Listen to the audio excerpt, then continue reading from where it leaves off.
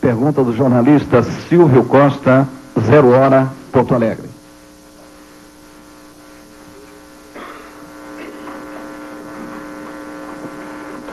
Bom dia. Ministro, eu perguntaria ao senhor, em primeiro lugar, o seguinte: a medida provisória dá ao governo poderes para criar mecanismos de controle para ingresso e saída de capitais do país. Então eu perguntaria se o governo pensa em restringir a entrada de capitais para se precaver contra uma eventual entrada maciça de recursos que poderiam pressionar a inflação. Essa é a primeira pergunta. A segunda é a seguinte: o senhor disse que a credibilidade pessoal do senhor é a grande garantia de que desta vez o governo vai cumprir o prometido. É a que eu posso dar, eu não digo que seja a grande garantia, que está ao meu alcance é engajar a minha palavra e a minha integridade. Pois é. E então a palavra do senhor seria uma das grandes garantias de que o governo dessa vez vai cumprir o prometido e vai controlar rigidamente a oferta de moeda. Agora, duas outras críticas muito comuns ao plano que eu gostaria que o senhor comentasse. A primeira delas é de que não está assegurado ainda o déficit público zero neste ano, e a maior prova disso, segundo esses críticos, o fato de o governo não ter ainda em julho o orçamento de 94 em vigor e o Fundo Social de Emergência ser apenas um remendo se comparado com a ampla reforma constitucional proposta pela equipe econômica no final do ano passado. E o segundo questionamento, muito frequente, é de que este é um plano eleitoreiro destinado a eleger o ex-ministro Fernando Henrique Cardoso.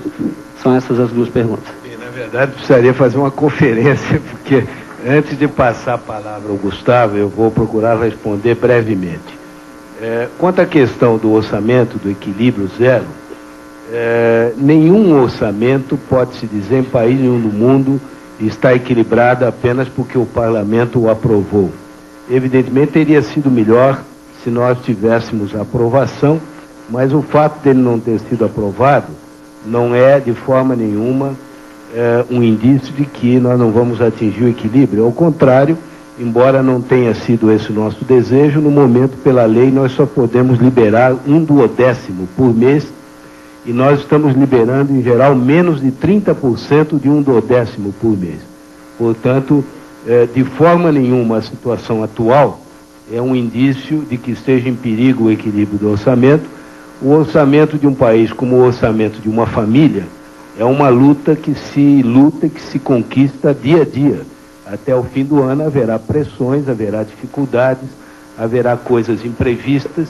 Nós não somos mercadores de ilusões, sabemos disso, mas vamos nos manter firmes, nós não vamos ceder e temos uma boa expectativa de que haverá o equilíbrio, que temos um mecanismo que nos permite chegar a esse equilíbrio, que é o Fundo Social de Emergência, temos a disposição de utilizá-lo e a história dos anos recentes mostra que o nosso equilíbrio tem se mantido bastante equilibrado, o ano passado até com uma folga.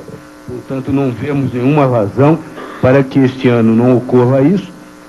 Como garantia adicional do nosso propósito, incluímos na medida provisória o artigo 48, que é uma trincheira contra pressões para avançar no orçamento.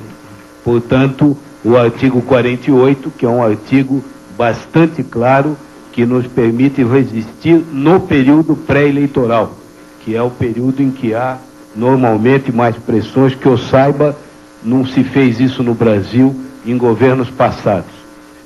Em relação à credibilidade do programa, levando em conta que o que se obteve foi o Fundo Social de Emergência, que não é tudo que nós queríamos, eu repito aqui o que eu tenho dito com frequência. Nenhum plano espera para ser lançado que estejam asseguradas previamente, de antemão, todas as condições de curto, médio e longo prazo. Isso não aconteceu nem com o plano Shekel no Israel, nem com o plano Cavalo na Argentina, nem no Chile, nem no México, em país nenhum no mundo, nem no ano 23 na Alemanha e na Áustria. Você age quando você tem os requisitos mínimos indispensáveis. Quais são os requisitos? Ter um instrumento de controle do orçamento, que é o Fundo Social. É pouco, de fato é pouco. É estreito, mas é suficiente. Precisa de mais no ano que vem? Precisa. Mas a médio e longo prazo, eu nunca escondi que a consolidação desse programa vai depender de um esforço adicional do futuro governo. Mas isso aconteceu na Argentina.